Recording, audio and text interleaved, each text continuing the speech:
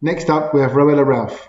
Rohela is an exceptional business analyst with a passion for building services around user needs.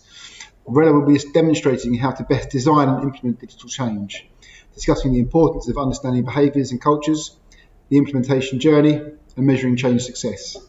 An essential talk for anyone about to embark on implementing change within their business.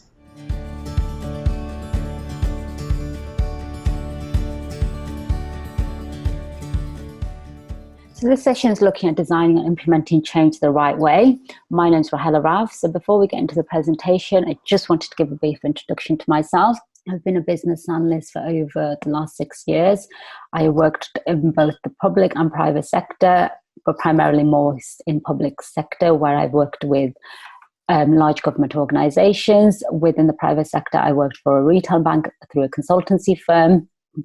My background is specializing in agile digital transformation programs, so where we're looking to introduce a new digital service or potentially looking to rehaul some strategy that we have in the department, and even looking at merging two government departments together.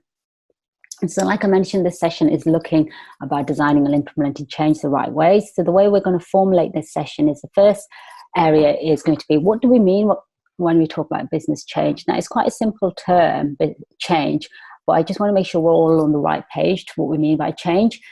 What happens when it goes wrong? So we'll explore famous organizations, I'm sure, which you're aware of, or who've either not changed or who have got it wrong. Then we'll look at the principles. Now, there are 10 principles that you need to have behind any form of change, regardless of the type of change that you're making. Then we'll look at how we design this change. So the key ingredients that you need to have in place for good design.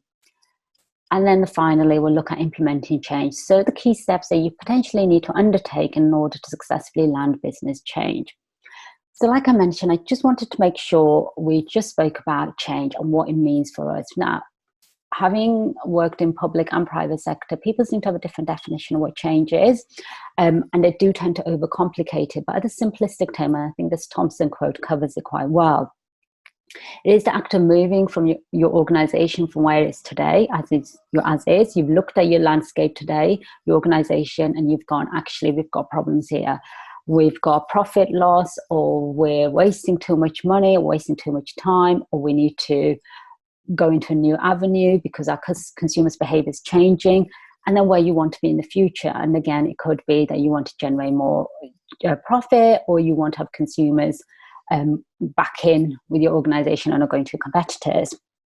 And so behind any change is the process of change management. So this is a discipline that prepares you, guides you and equips you to support individuals to adopt the change that you want them to undertake.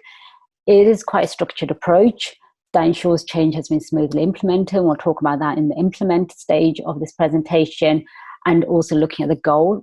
And this is being very clear. What is the goal that you anticipate to see here? What is the goal that you want to see here? And we'll talk a bit more about this in the design stage and why the concept is very important. It should be noted that actually every organization needs to change and needs to evolve if it wants to remain competitive with this competition. We see change being a really important thing even in public sector, where we don't really have any competition. So it's very, very, very difficult, to my knowledge. I don't think there is any, what you call it, other organization that will issue you your passport legally to you. So when we do make changes in the public sector, we have to make sure that actually the general public can embrace them, adopt them, and work with us. We want to make sure that journey is smooth as possible. And the additional challenge in the public sector is we have to make sure any change that we do implement is what you call it embraced, or at least what you call it worked with in as much as possible with the general public. We don't have the luxury to omit out users like the private sector does, so we have to be really careful we meet as many user needs as possible. Regardless of whether the change is internal or external, we want the experience to be enjoyable as much as possible. But most important, if it's not enjoyable, as you can imagine, some of the services we offer in public sector are not enjoyable experiences. We want to make sure they are pain-free as possible. So before we continue, I just want to talk about the concept of different levels of change. So when we talk about change, we tend to label it as this one thing, and there's different levels within change. And I think it's important to make that distinction, because that then helps you understand how you're going to implement this change. So the first level is environmental change. This is a change that we've all gone through, whether it's in our work lives or in our personal lives. So this is where an organization's looked at things and gone, we need to retweak our process here. We may need to update our expenses system because it's quite clunky, or it's no longer being supported, or it's costing us too much money. These types of changes tend to be minor compared to other changes that you may go through an organization, but they still cause a slight discomfort within the employee if they like the system and now that system's going. There's an exposure to vulnerability in this change. So the next change is transitional change. So this is where actually you may look at offering a new product or service. So if you work in retail, you might decide actually you want to go down a certain new channel. Or it could be in manufacturing, you might want to overhaul your current process. So you may have things very manual at the moment and you want to look at automation. Or if you look in retail banking, it could just be that you want to remove paper-based mortgage applications, make them digital. So transitional change does cause discomfort, and the level of discomfort is higher than developmental change. The way to manage that is that actually you need to have certain steps in places. And then the last change is transformational change. So this is the most radical change that any organization is going to go through. So this is where you're looking to reshape your business strategy or process, and it often results in the shift in the work culture. So if you look in the current climate with COVID-19, you look at certain hospitality industry organizations, for example, restaurants, who are going through a radical transformation. So where they no longer can be a restaurant, they are now looking to being a takeaway-based organization. So within transformational, it causes an extreme discomfort because people feel uncomfortable. They don't know what that organization will look like at the end of it. They've got understanding, but they're not 100% confident. And most importantly, they are unsure if the organization will survive. So within that, it does cause insecurity around jobs. So it's really important that you make these distinctions when you're making any form of change to which one it is going to be. Transformation doesn't happen in isolation. Usually transformation covers elements of transitional changes, and transitional changes sometimes covers developmental changes, but it is important that you recognize what type of change you're planning to put in place when you start. So if we go into the next slide, so we look at organizations that have not really been successful. We should all be aware of certain organizations which were popular 10, 15 years ago, but due to various reasons are no longer popular. So I just want to talk about some of those. So none of these on the slide deck should be a surprise, but I just briefly want to talk about the common themes when these organizations fail. So the first one is Toys R Us. So Toys R Us was a large toy store chain. I think at one stage it was the largest one in the world. Toys R Us back in 2000 went into an exclusive partnership with Amazon, where Amazon was going to be the exclusive vendor of what you call it, providing Toys R Us store, toys. So what that meant for Toys R Us, they didn't have a digital strategy. They didn't have an e-commerce presence. They decided to offload all that to Amazon. However, Amazon decided they were going to allow other toy sellers onto their site, which meant these toy sellers now had access to the same market that Toys R Us did, and also, most importantly, could undercut Toys R Us. So there was a lot of to and froing, and I think my understanding is that Toys R Us sued Amazon for breaching contract and then came out of this contract in 2004. Now, Toys R Us did try to create a website. It was very clunky. And then back in, I think it was May 2017, just a year before they declared bankruptcy, they stated they were going to spend $100 million on having a more of an e-commerce strategy to make sure their website was addressing the need of the users. However, it was a little too late. With the Toys R Us especially, there's no long-term digital strategy. There's no understanding how their consumers were going to behave. And most importantly, they outsourced and therefore lost that ownership and literally put all the eggs in one basket. So the next famous example, I'm sure we've all seen this, is Blockbuster. And so Blockbuster at their height had about 9,000 stores around the world. They were, a big film and video rental company. And so due to the film selection that they had available, they were ahead of their competitors. They had a wide range of selection. Consumers loved them. But as we're aware, the introduction of Netflix back in 2000 and on-demand streaming websites meant that Blockbuster needed to pivot their strategy. They needed to go through a bit of a transformational change, and they decided not to do that. And again, just like Toys R Us, they decided not to really look and embrace change and look at actually how they could use the digital market to enhance their organization. And just like Toys R Us, there was no understanding of putting users at the center of their business and understanding how their behaviors were now different to what they were a couple of years ago. The other famous example that we tend to use in this area is Kodak. So Kodak, again, probably one of the largest camera provider in 2000. They came up with a famous line, Kodak moment. One of the reasons they failed was they primarily focused on one area of their business. Everything was around the film industry. They didn't want to look at digital photos. They didn't want to look at how they could embrace digital photography. They were focused primarily on the film industry. Now, by doing that and not want to do anything in that organization to jeopardize that as being their key area of concern, they ended up failing as an organization. And again, Kodak, just like with Toys R Us and Blockbuster, underestimated the importance of the digital behaviors.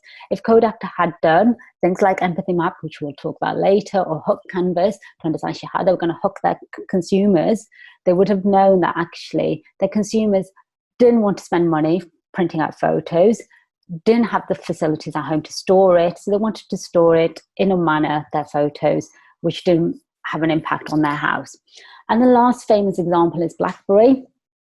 And so BlackBerry back in the 2000s was a massive, competitor in the phone industry. I think at one point they had 80 million BlackBerry devices in use, or BlackBerry users in the world. And at one stage, they had the most famous person you could potentially have as a user was Barack Obama, who unfortunately had to give his up in 2016. So BlackBerry, and just like the other three examples that we've spoken about, was a bit too late in the day to change. So back, when Apple introduced screen-based technology, BlackBerry didn't really adjust or pivot their devices to that. And the other thing that BlackBerry did was they were a bit too late to the voice assistant game. So they decided in 2013 they were going to look at that. Now, that was 3 years after Apple had introduced it. So it was just too late in the day. However, when an organization fails in adjusting change, it doesn't mean that they can't come back. So Kodak is back again. I think in 2013, they've decided now they're going to just specialize on niche commercial consumers. But what these four tell us is that actually, as an organization, you need to put the user at the core of what you're doing. So what I just wanted to do was just briefly talk about the reasons why change management fails or change initiative fails. There's various reasons, but they tend to fall into certain categories. And the first one is strategic outcome. And when we talk about strategic outcome, is that any successful change management starts with good strategy. It's important to know why change is taking place. What are you anticipating to see after this change has taken place? What is the problem that you're trying to address here? And it's really surprising how many organizations don't focus on that or under focus on that, and don't really understand how they're going to get from today to tomorrow. And we'll look at this a bit more in the implement stage. But sometimes, most often actually, more than sometimes, is that change processes fail because simple or logistical tactical decisions were missed. The person who's doing the strategy just missed it, just didn't realize the strategy wasn't shared. There's ways to manage this, and we'll talk a bit more in the implement stage. And the second is scale and scope. And it is surprising how many organizations in 2020 still underestimate the level of complexity behind scale and scope in regards to change. It's the underestimation of scope, underestimation of the resource that you'll need. So if I give you an example, when I worked in retail, one of the largest retail banks in the world, they were looking to change their technology, which was old mainframes, and look at how they could be more digital and use cloud-based technology. And within their strategy and how they were going to do it, there's a complete underestimation of how much work was going to be involved in changing that. There's work involved in regards to technology that you need to embrace, but there's also work in regards to the individuals who need to be on this journey. And it's very easy sometimes just to miss the scope and the scale of it. And the other thing I just wanted to point out in scope was that when we go through the change journey, sometimes scope can extend and sometimes it can contract. And it's not always clear why that happens. So we need to make sure, if that is the case, are we still on the same journey? We need to do that internal reflection. And most often that's not done. So the next one I just want to talk about was communication. And, we've all been part of change where miscommunication has been at the root cause of it. And it is the root cause of many change failures. And when we talk about miscommunication, it could be for many reasons. It could be confusion in the communication that was issued. It could be lack of communication. So we see this quite a bit, and we'll talk about this in Principle of Change, where actually communication is seen as this last thing that we need to do. Or you'll see in certain change journeys up front is uploaded with quite a lot of good communication. There's a lot of communications explain what this change is, but as the journey is happening, the communication just goes off. So the individuals who are at the middle of this have no idea, are they still on the right path, are they not on the right path? So lack of communication is responsible for so many change failures. Is unbelievable. So buy-in. So lack of buy-in, as you can imagine, has a detrimental impact to the change management strategy. When we talk about lack of buy-in, it can be from any level. So it can be from the CTO who doesn't really want to do it, but feels the need to do it. It could be the senior management team who really don't want to do it, but they feel pressure to do it, so they're not invested in it. And it could be all the way to the frontline staff. Now, most importantly, if there's not lack of buy-in from every level, it'll just fail.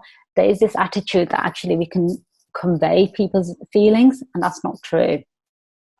If frontline staff don't want to do something, they will find workarounds, and your change will just have been a waste of money and time and effort. Stakeholders, and we see this quite a lot in certain sectors, and that's not getting everyone involved that you need to get involved. So it kind of ties into buy-in. So sometimes we'll see with stakeholders getting involved at the last minute or not understanding actually what is their role. Now, you can use things like power and interest grid to manage this, but you'll see where certain stakeholders hold a lot of power while other stakeholders are just treated inferior compared to them. And by doing that, actually, then they're not invested. And we'll talk about emotional resistance and the importance of it. But successful change management requires strong input from all the stakeholders and not just for some. And some of the reasons why change management failed is because it is certain stakeholders who've been given that input. And lastly, it's the tooling. And I know that's an interesting one to have, but a strong change management initiative requires single source of truth.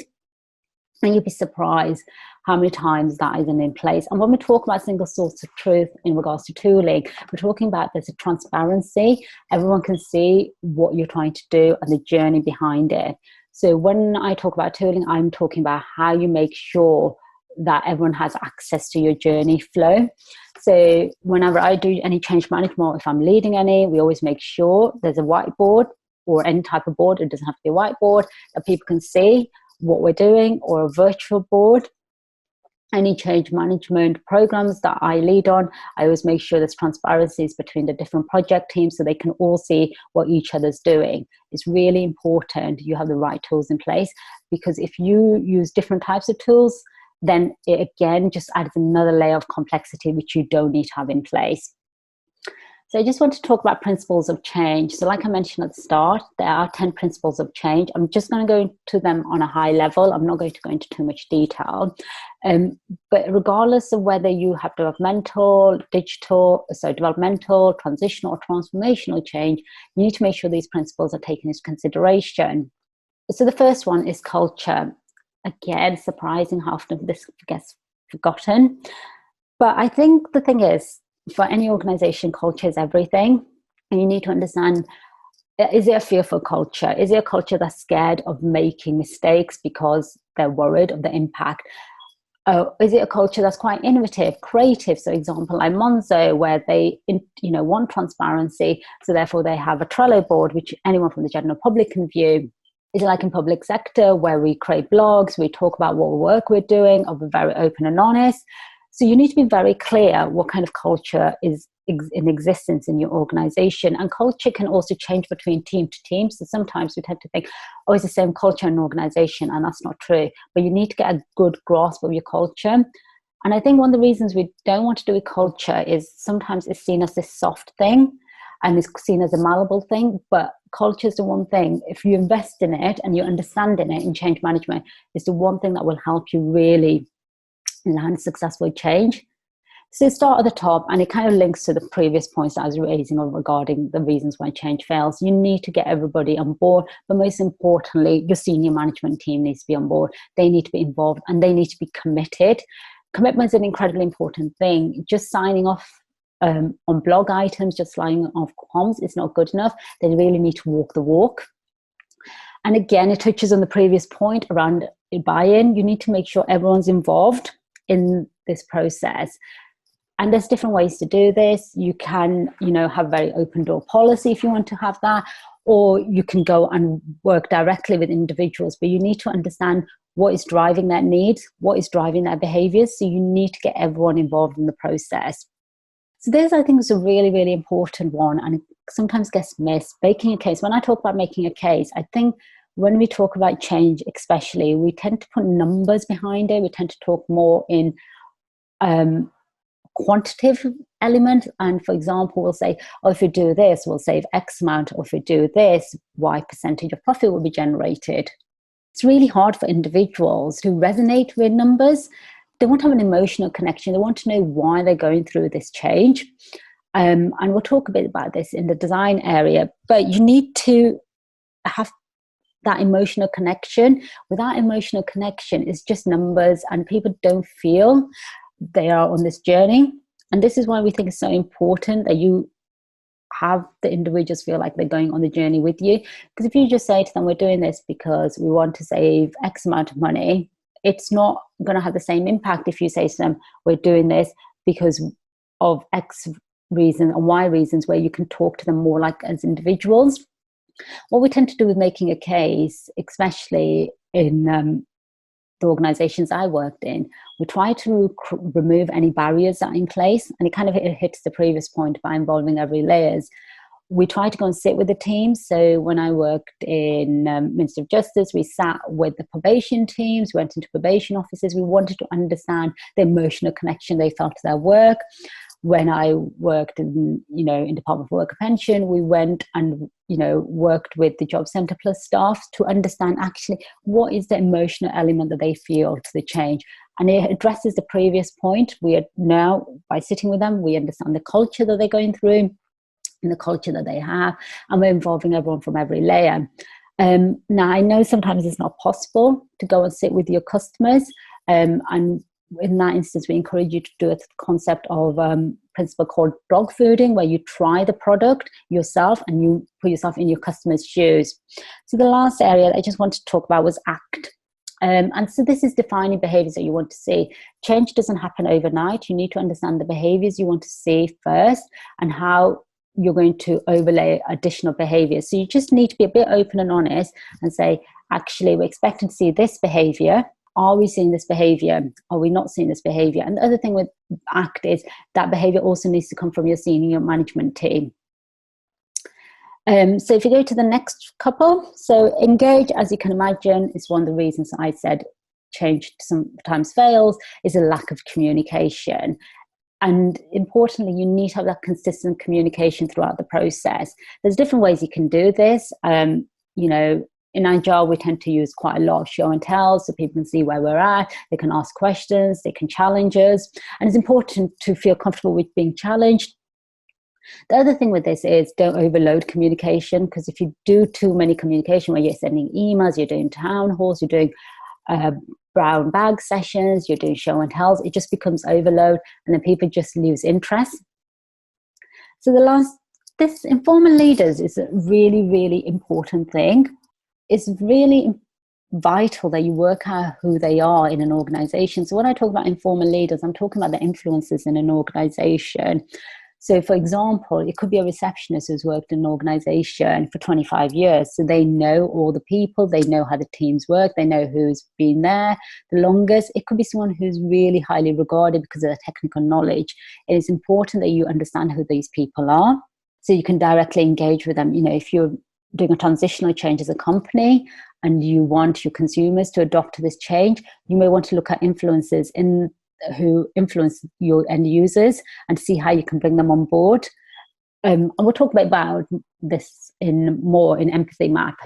So again, like I've mentioned a few times, change doesn't happen overnight. You need to have some kind of formal solution to reward participation. So if it's internal users where you're doing an organizational change, it could be you could offer things like training, developmental opportunities around change that you want to implement.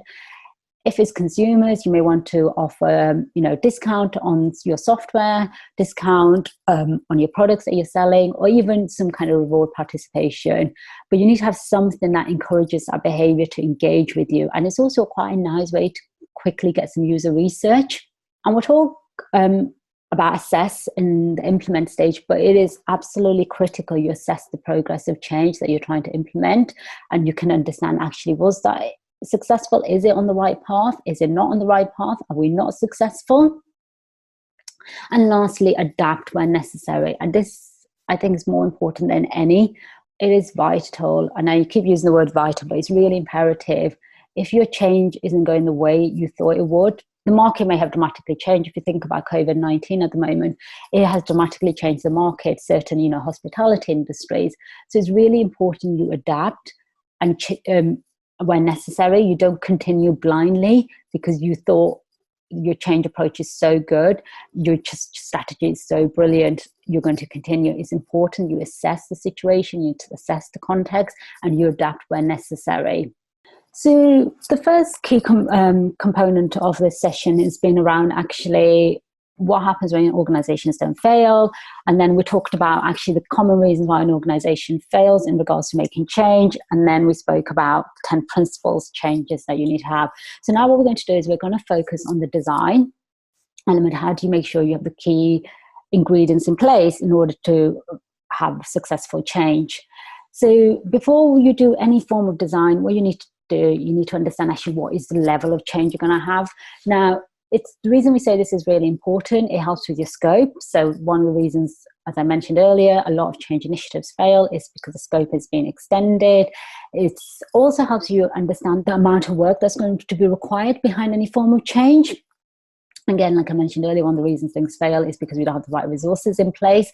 So you need to be clear what type of change you're going to do here. If it's developmental change, then actually it's going to be quicker by nature to do versus if it's going to be transitional change. So you need to understand these things. And once you've got that clarity, it's a lot easier to communicate. And it's a lot easier to help you understand and formulate the journey. The level of change and the type, to understand that will give you the parameters to work out where you're working within. So before we go into the nitty-gritties to the tools you can use for designing change, I want to talk about the importance of making sure you've designed the right type of change. So there's a concept called Golden Circle. It comes from a management consultant, a gentleman named by the name of Simon Sinek. He's done a brilliant TED Talk, which I would recommend that everybody goes and watch. On TED Talks, about 15 to 25 minutes. It's really, really good. But one of the things he speaks about in this talk is the importance of starting and focusing on why.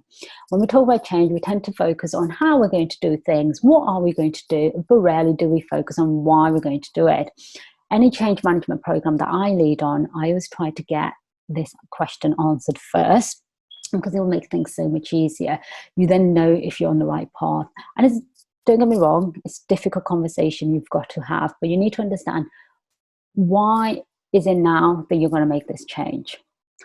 And it is really important because then it determines how you're going to do things and what you're going to do. If you start with the how and what, you miss out the critical importance of why, then you don't know if you're on the right track.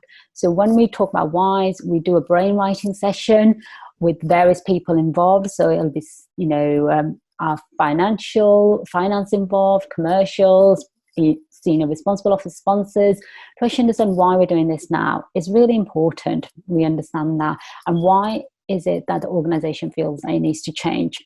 And there's various ways to do it, but like I mentioned, I do brainwriting sessions with mine, but you need to accept the fact this is going to be uncomfortable. And if you can't address the question of why you're doing something, then it raises a question of, actually, is it the right change? Is it something that someone thinks is a good idea, or is it that actually there's evidence to suggest now is the right idea? And we have seen in certain programs I worked in, or definitely project, is that actually we've been unable to formulate the why. And then we've had to go back and unpack the problem and go, actually, is this a problem that definitely exists? Or is this a problem that we think exists? And we've addressed that. And I've definitely been part of projects where we've had to stop projects because we've not been able to address the core element of why we're doing things.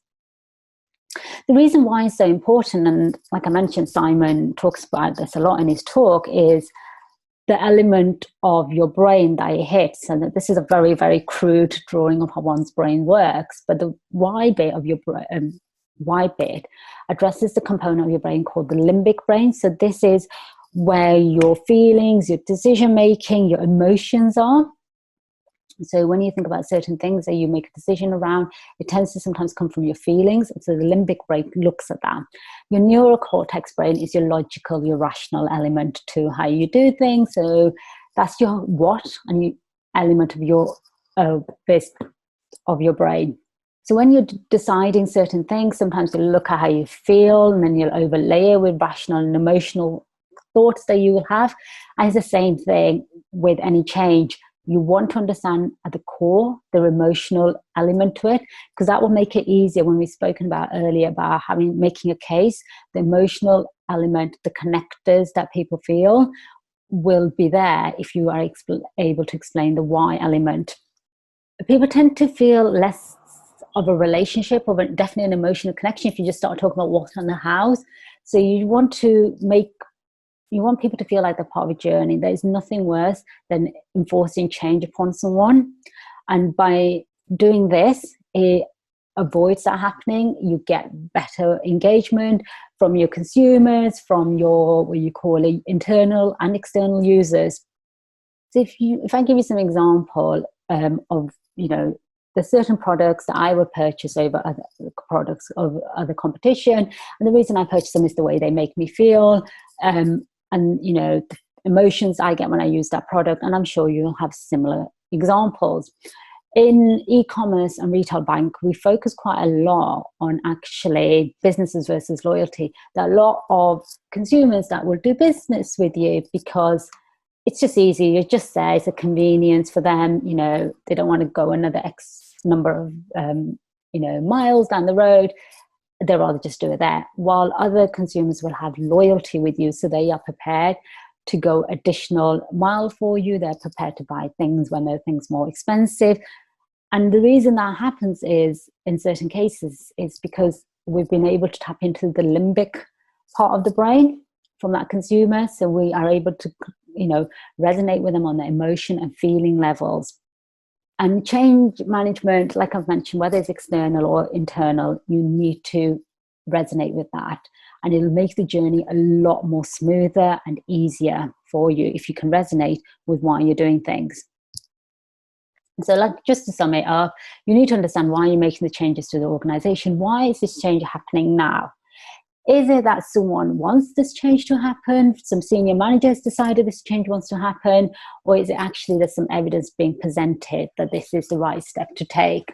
And ultimately, that would determine the purpose of what you're doing. These are the key steps that you need to implement before you do anything. It's being clear on why you're doing things and how you're going to do that and what you're going to do next. Don't focus on just the hows and whats, because that will then result in you losing a critical component of what you're there for. And sometimes the hows and whats can be done in various ways, mechanisms that are in place due to technology and other elements. But if you want to really make sure it's a successful implementation, you need to address the why. So I just want to talk briefly about the hook canvas, which can help you. So if you look if you can remember back to the examples I used earlier about 4 of the organizations that failed, and why the reason why they failed, it was their lack of understanding how they can actually get their consumers to use their products. So there's a famous, I think he's a psychologist called Nir Eyal, and he invented the hook canvas, and we tend to use this quite a lot in nearly all the programs I've worked in. And the reason being is that we want to, what you call it, use psychology to determine how we can get people to change their behaviors. And so within the hook canvas, we want to create certain behaviors, especially in change. We want to make certain behaviors now habits. And I think Neil gives a perfect quote when he says, "And habits, an impulse to act on a behavior with little or no conscious thought. When change is first being impacted, people are very conscious. They feel uncomfortable with it. But what you want to do is you want to formulate certain habits in their behaviors. So therefore, over time, that it just feels natural to them. They're not thinking about it." And the way we do that is it could be through quick, repetitive action, through certain distinct actions. Now, we tend to use hook canvas a lot more in e-commerce businesses where we want to understand how we can hook our consumers in to our businesses. But to make a successful change management, you need to implement good habits. So therefore, users are doing them repeatedly to fulfill an emotional need. If the users are conscious of a certain action that they have to take because it's different or it's something they haven't done before, then they're going to feel uncomfortable. So we want to have the psychological behavior in here, which makes them go, this feels normal. I like doing this. It doesn't happen overnight, but you need to actually have these certain tools in place so they can go through that journey with you. And the other key thing here, the simpler, the better. So I'll go through an example with you on the next page. So when we're looking at change, you will have seen this, I'm sure, in plenty of organizations. When you're looking at change, you want to have in your change journey, what is the trigger? When are they going to now change their behavior? So what we always say with transitional is that you need to break it down into small incremental pieces of change that you want to happen, because if you try to radically change overnight, there's going to be a lot of resistance. And we'll talk about breaking things down to incremental pieces of work in implementations, but you need to know what the trigger point is. If you want them to use a new expense system, the clear trigger point is they've got to update their expense system. What is the action that you want them to undertake? Now, this comes down to the principles that I spoke about earlier. What are the acts that you need them to take? There's going to be certain actions that you want them to take. And then most importantly, what is the reward you're offering them here for doing that piece of action? And again, it comes down to the principles of change that we spoke about earlier. Now, it can be reward, can be something tangible, i.e., here's some money. It could be something even tangible as you save time. It can be intangible things like it gives you confidence that your work has been saved, your documents are saved in a secure manner. And then the investment is they feel confident that they've been rewarded right, they've been able to save that document. And investment tends to be more emotional led. So when you're looking at this, think more about actually the feeling that they have when they have got the reward. So it's a really quick, easy tool that you can use when you're designing change. You want to understand actually what's the trigger point here, like I mentioned, and the key element, the action you want them to undertake. You need to be very clear on that. And what is the reward? What are you giving them back? And like I mentioned, it can be intangible things like confidence, or it can be tangible things that is quicker. But it's really important you address those, and then that will cause the investment from that individual user. This kind of tool is a really helpful tool in making sure your change is landed successfully. So the other thing within designing change that we always say is really important is to understand the emotional impact. So in the previous one, I briefly touched on the importance of, giving people that emotional connector. When we talk about change, especially in the public sector, from my experience, it can happen at a time when an individual feels the most vulnerable, or an individual feels most insecure period of their life. So you've got to be clear that actually you're asking them to do something that's different. You're asking them to behave in a different way.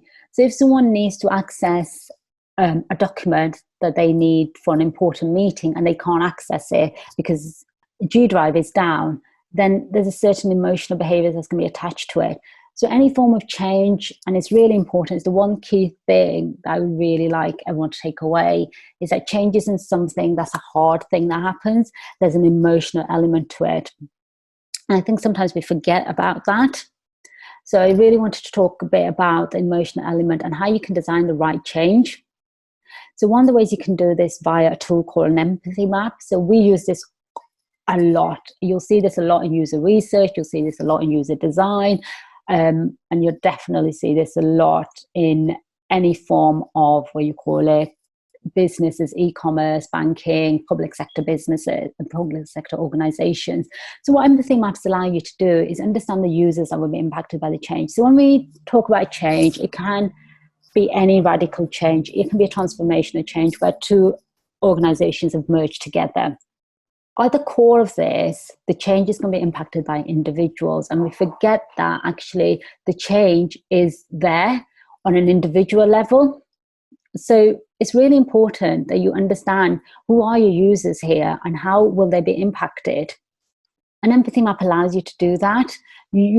Allows you to focus the users at the center and the core of what you're doing. So what it gives you the opportunity to do is actually empathize with the users. You understand their attitudes and behaviors. If you look back in the examples that I mentioned earlier where organizations were successful, for example, Kodak, they didn't really understand the users' attitudes and behaviors. And because they didn't understand that, they weren't able to pivot. They weren't able to change to an organization that the users will use.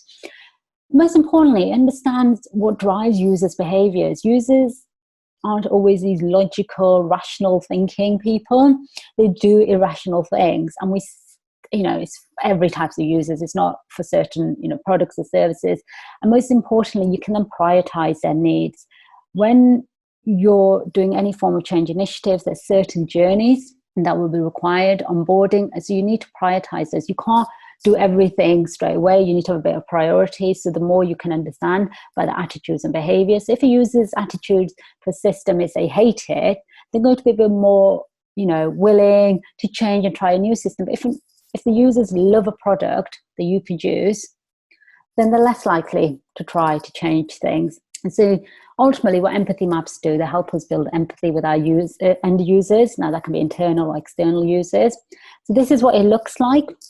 So this is quite bright, but what it does, it allows you to focus on different areas, but ultimately what it allows you to do is understand very quickly where the pain points are and where you're going to meet the least amount of resistance. So if you're addressing a pain point, they're not going to be that resistance change. But ultimately what it also allows you to understand is where you're going to get the most resistance for any change initiative that you want to implement. It's really, really important that you do this. So like I've mentioned with design, it's really important you understand what type of change you're going to have. You understand why you're going to do that change. And then you're going to understand actually what kind of behaviors are you anticipating to see? How are you going to hook them into that change? How are you going to make things easy for them so therefore they don't have to think about it? And then most importantly, you're going to understand what drives their behaviors. Actually, what do they need to see? What do they hear? Who are they influenced by? And ultimately, what is their biggest pain point? So I just wanted to talk about an example here, which I think quite sums up what happens when you don't potentially design change the right way. So there's an organization called Burger King. I'm sure you've all heard of it. So Burger King is a popular hamburger restaurant place. And so they're across the world. One would assume for Burger King, their why would be to produce good hamburgers, to have a good hamburger recipe so people keep coming back to them, and they'll probably do that via their menu and their offerings that they have. So in 2020, a couple of months ago, back for Veganuary, which is in January, where a lot of organizations try to, offer alternatives, meat-based alternatives. So Wagamama will do, will do something where they'll offer, vegan alternative menus. So it's just to encourage, more vegan offerings. So now in January 2020, Burger King created a burger which was called the Rebel Whopper. Now, if you look at this, it says things like powered by the vegetarian business, And it's got a lot of imagery around them, which they refer to their, as this green, vegetarian burger. And I think there's a lot of comms done around it, which stated that actually it was a vegan burger. So what happened here was that actually, so if you just unpack this a bit from what I think happened from a Burger King's perspective, is that actually their why potentially could be they wanted to make their menu all inclusive and introduce more vegans in their restaurant.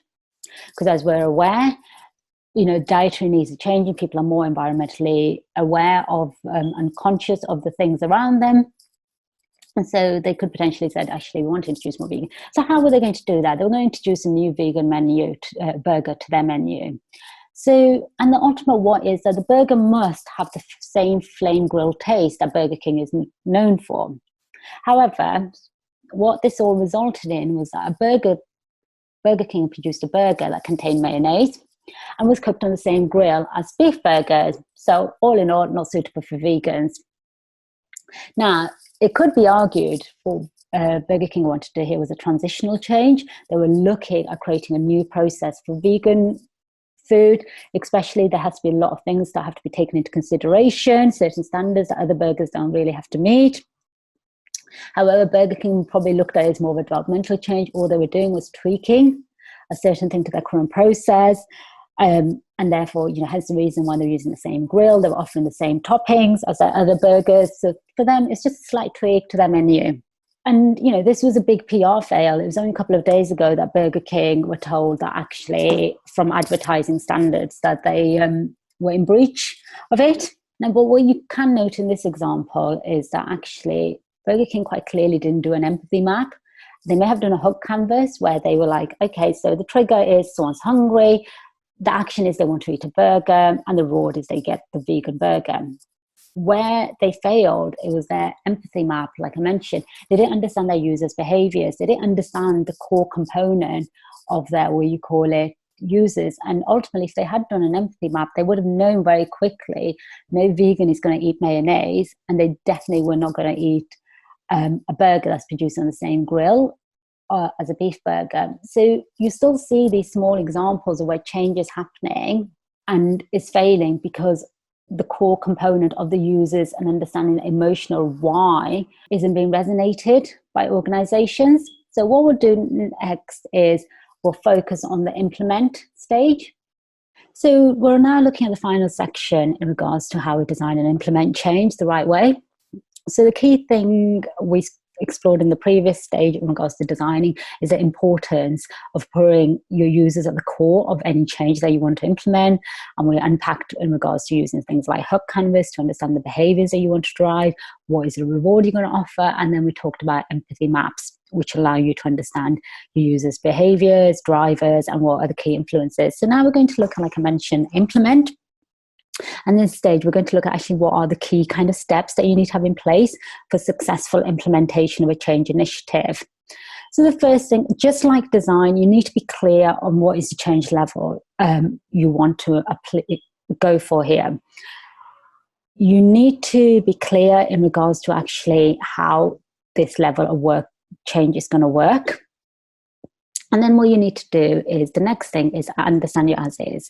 So this is one of the things I spoke about right at the start of this presentation, what Thompson talks about. What is your current landscape? Actually, what does it look like? So if you're doing transitional change, are you automating a manual process? Are you introducing a new revenue channel? Now, if you're automating a manual process, you need to understand what your current landscape looks like.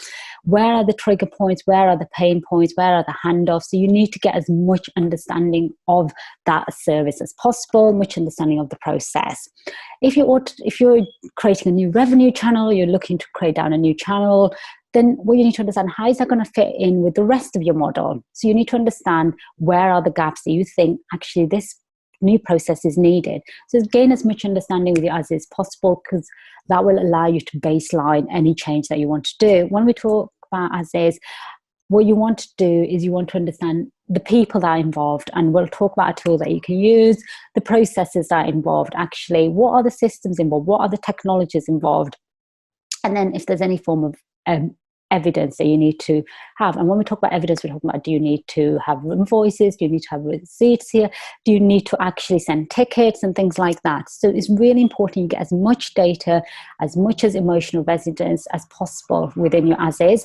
That will make the next bit so much easier. So then your to be is actually, where does your organization want to be? So what does the organization look like once the change has been implemented? It's really important you do this. And there's different levels that you can do this. So again, to the level that you go to this detail would depend on the type of change you're doing. So if you're doing transitional change, you want the level of detail to be quite high. You don't need to go to the nitty and gritty. But if you're doing developmental change, you want to be able to be clear, actually, what at a lower level, what does that mean for the person on a day-to-day interaction point? But it's vital that you understand what your to be will look like. And you need to draw this out. It needs to be transparent. Everyone needs to be able to see it. So it comes down to a point that was raised one of the reasons why things fail, and it's tooling. Same with your as is and your to be. You need to understand what it looks like, but you also need to be able to communicate that and get that assurance, actually, you're on the right path. Then once you've done your to be, you then understand, actually, how are you going to break these pieces of work? And this can only happen, the breaking of pieces of work, the blocks of work that you're going to do after you've done your to be. Don't try to do this first, because it will just then be waste of time, waste of resource and effort from everyone. What you want to understand is, actually, you've got your as is, you've got your to be, you've overlaid that, you know where the gaps are. So where are you going to start first? Is the question you should be asking. Are you going to start where the biggest pain points are for the business, but the user doesn't really care? Are you going to start where the users hate the experience, but from a business perspective, it's livable? And so you need to be clear on where you're starting. So I had a recent example where I was working for a certain government organization, and they were clear that they wanted to do a change. They wanted to be more digital. It wasn't clear how they were going to do it, but they wanted to be more digital. And we did a lot of work with them to actually understand how all the services that they provided, how all those fit together. And then what we did was we presented options to them and said, actually, if you wanted to make change here, so it was around about reusing data that they already had access to, having a smoother interaction points within different systems and making user experience more enjoyable, then you can start at the start of the journey where the users are first interacting with that department. You make that smooth as possible. Or you start with a new service that you don't already have in place, so you then have a green landscape. But you need to be clear where you're going to do. Both of those have pros and cons. If you start at the journey, that could be not where your biggest pain points are, but actually, once you've got that block right, then further downstream, it just makes things a bit easier. Or you could start where your biggest pain point is, and that then obviously has other risks attached to it. One of those being that actually you might have to talk to legacy systems. Do you want to have a product that has to talk to legacy systems? So those are the key questions you really need to answer yourself, but it's really important you break this down into manageable pieces of work. And when we talk about manageable pieces of work, what we try to always say in change especially is, you want to break them down to 3 months pieces of work. 3 months is a good period of time. What it allows you to do is understand, actually, you're on the right path. It allows people to see actually change happening around them, so they feel active. They're not waiting for something long term. And the other thing is that actually it's not that much of a short period that you're then pressurized to do something for the sake of it. So we always say, actually, if you can break your chunks of work into 3 months, 12 weeks maximum, great. If actually you can break it down to 8 weeks, even better. The quicker you can deliver change, small chunks of pieces of change for the larger journey, the better. It just makes things so much easier. And once you've done that, then that kind of dictates the scope of the work that you're going to do and the change you're going to implement. But it's most important that you don't start with the scope before you've looked at your as is and your to be. One of the things I was talking about earlier is actually being able to visualize what your as is process is or your to be process is. And one of the best ways you can do that is by creating a service blueprint. Now, service blueprints can be done on many levels. You can do them for your whole organization. You can just do them for certain teams, or you can do them for certain, departments. what the golden rule here is that you want to do it probably at a level that you get sufficient return back from it. So you don't want to do it for the sake of it. So sometimes when you look at certain teams, they're only doing a small chunk of work. Actually, it's probably not viable to do a service blueprint for them. You might want to do a business process map for them. But what service blueprint allows you to do, it allows you to see how you can optimize and deliver the best user experience. If you're doing change and it's not a good user experience, regardless of the brilliant product you deliver at the end of it, it will not succeed because the experience isn't great. So what Service Blueprint does, like I've mentioned earlier, it allows you to map the right components from an organization perspective, so you can understand all the people that are involved. So this can be external consumers, it can be internal users. It allows you to map the technology you're using. So every organization will have different forms of technology they're using. So if you think about e-commerce, they'll have different technology that supports their payment, different technology that supports their login security, different system and technologies that support the warehouse, the shipping. So there's various technology, and you need to understand how these technologies talk to each other, because if you're planning to take out a system or you're planning to automate something, you need to make sure by doing this, you're not having detrimental impact on the rest of your organization. The other thing is process. What is really vital is that sometimes people like the process, they feel emotionally connected to the process, it makes them feel secure that they're doing a good job. So you want to understand that process. The other thing, what we learned from Service Blueprint is that actually there could be a certain process that works really well, and you might be able to get in, take elements of that. Plagiarize might be a word you want to use, but you might be able to copy some elements of that process. Or actually what it allows you to do is understand that you're repeating the same processes throughout different element of your organization. And so evidence is what I spoke about. So this is where actually you may need invoices to support certain processes. Your systems might need to have certain forms of evidence it needs to see before it can interact and move forward. So you just need to be clear. But most importantly, within Service Blueprint, more than anything, is you understand the emotions that a person's feeling when they're interacting within the journey. So the reason we really encourage you to create a service blueprint when you're doing any form of change management initiative, especially transitional and definitely for transformation, is that it allows you that cross-cutting overview. It allows you to look at actually if you make a change at the front stage. And so if you make a change as something, from a user experience, it has to have then supporting backstage actions, and then behind that they have certain behind the scene pieces of action. So you want to, when you do any form of change management, is understand the cross-cutting layer element of it, not just understand actually what is this the impact on the users. You need to understand what is the technology that's going to be supported here, and behind the scenes, is there anything legally we have to be aware of? Do we have certain legal obligations we have to meet? Are we financially assessed by the Financial Service Authority if you do X pieces of work? So this is what a service blueprint looks like. I was going to use one of the ones I've created, but unfortunately for confidentiality reasons, I can't. So like I mentioned, you kind of map out your customer journey. So what you might choose to do is go, actually, we want to change X part of this journey. Then you can see how everything else underpins that.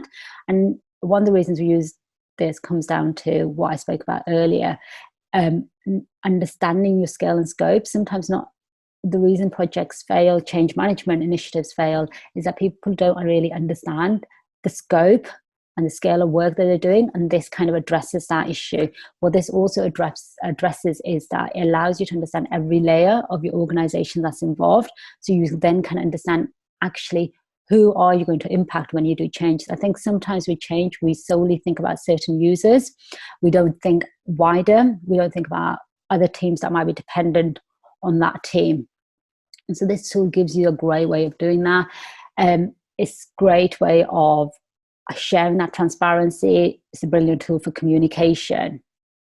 So I just want to talk about key things that you need to have in place when you're doing any form of implementation aspect of change initiative. So start small, and this is really, really important, is that you want to break down any pieces of work that you're doing into small incremental blocks of work. If you try the big bang approach, there's a potential it could fail. And we've seen things like, the TSB failure, where they try to, do their platform over a weekend. We've all seen high profile examples where change via big bang approach doesn't work. So you want to do it in a small incremental steps, and your small incremental steps should tie back into your, what you call it, what is the certain behaviors you want to see, attach those to your small incremental steps. Another thing, like I mentioned, is you want it to be limited. You want it to be limited to a certain time period, just to make things easier, so for people can feel that they're part of a journey. If they're waiting and waiting and waiting, then they lose that connection, and then they're not part of the journey. It's just not going to happen to them. The other thing is actually learn from it. So when you do the small pieces of incremental work, you need to learn from it. And we'll talk briefly about the validated learning loop, but it's important that you learn from any changes that you've implemented. You need to understand, actually, are you on the right path? Has things changed? With COVID-19, things can change, which you can't plan for. So you need to understand, what is it that we've learned? Have we succeeded in our understanding of our assumptions? Were we wrong? And then finally, do you continue? And sometimes what we find with change is that people continue regardless, even when they've seen evidence it's not working, even when they've seen evidence that actually it's not the right thing. It's this desire to continue because they've committed to something. And it's really important with change management initiatives that you're open and honest. You can kind of go, actually, we're not on the right path. So by starting small, you've broken things down into smaller pieces of work.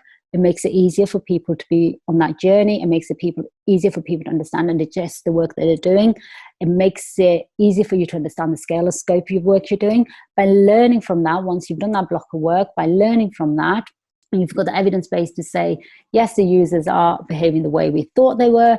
Yes, they like this change, or no. And if they don't like the change, then it gives you enough evidence base to go, actually, where do we need to change?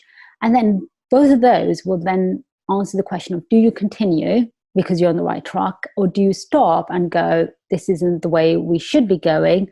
And it's important that you have that, you answer that question, because if you just carry on regardless, there is the cost of just implementing the change. There is obviously the resource fatigue and resource impact, but most importantly, there's a higher cost to revert back to where you were before this change took place. So it's just really important you do those two steps importantly.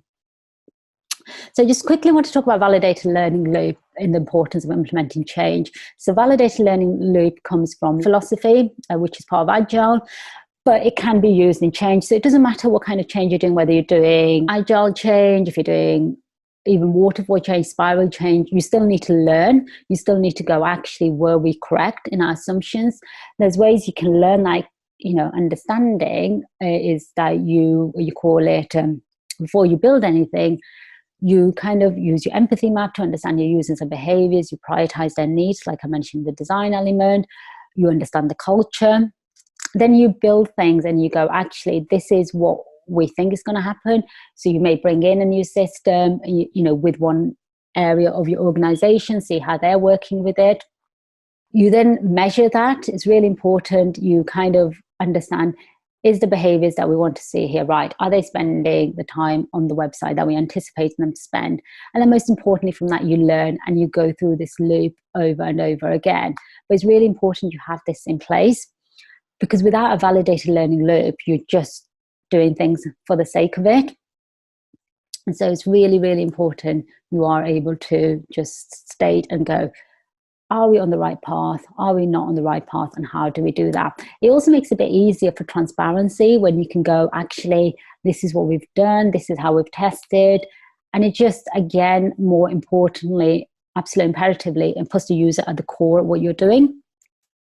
So I just wanted to quickly go through the key top tips that I just wanted to give in regards to everything we discussed today. If you want to have a successful change initiative, you need to be clear on the strategy behind the change that you want to implement.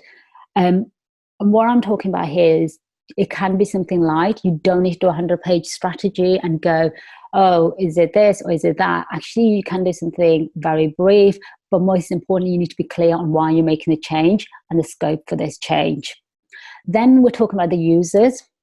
So users, I've reiterated it quite a few times, are the key at the core of any change you're doing, regardless whether it's technology or any other tool-based change that you're bringing in. You need to understand your users, you need to understand their behaviors, you need to understand their drivers, which is what you'll get from an empathy map. Data. It's really important you collect as much data as possible for your current landscape. So if you're automating a system, you need to understand actually how long is it taking currently? How much is it costing you? How many users are interacting with that system? If you're doing transitional change where you're merging two organizations together, you need to collect as much data as possible to say, how long is this process taking from them? How many people on the website? So you need to get as much data, and plus the users understanding will give you a really holistic view of what's going on. So communication, be consistent and clear around communication. You need to be clear around the communication, and you also need to be consistent. Now, the other thing with communication is don't overload people with it. You see this quite a lot where people are suddenly, doing lots of communication because they feel they have to, and then just people get fatigued. Just as long as you're consistent and clear around it, then that will give people the confidence that they were on the right path. Transparency is absolutely vital. You need to be transparent with everyone involved. So if things are not going well, be open and honest about it. It's a lot easier to get buy-in from people if you're transparent and you go, actually, this hasn't worked because of X, rather than just go, we're on the right track, we're on the right path. And then transparency, there's also that element of making sure there's one source of truth. And it comes down to, tooling, like I mentioned quite a few times. You need to make sure if people want to understand what you're doing, they've got this one area they can go to, which will give them the single source of truth. And this is where your leaders look at, and this is what they use when they want to communicate. And this is where your strategy is formulated. So it's important you have that. And the most important is learning. So you need to make sure you learn from any changes that have been implemented to understand, have they been successful? Where could you do things differently? And if you were doing those changes again, would you do them that way? So by implementing these 6 tips and into any form of change initiative, that will hopefully allow your change initiative to be a lot more successful and allow the implementation to be done in a smooth manner. Hopefully that's given you an understanding of how you can design your change, the key principles that you need to have in place to make sure change is successful, and also the key things that you can have in place to make sure you are successfully implementing change. If you've got any further questions or clarity that you need, you can contact me via LinkedIn, or you can contact me on Twitter. Both of those are open. So hopefully you found this session useful. Thank you.